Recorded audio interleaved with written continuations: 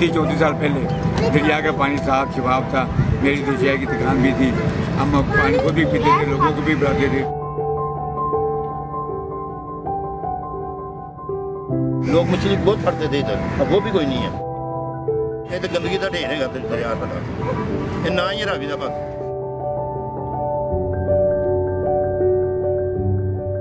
जितना भी लाहौर का सीवरेज का जितना पानी है ना, 1 to all टोटल इन्होंने लाहौर में रावी में डाला है।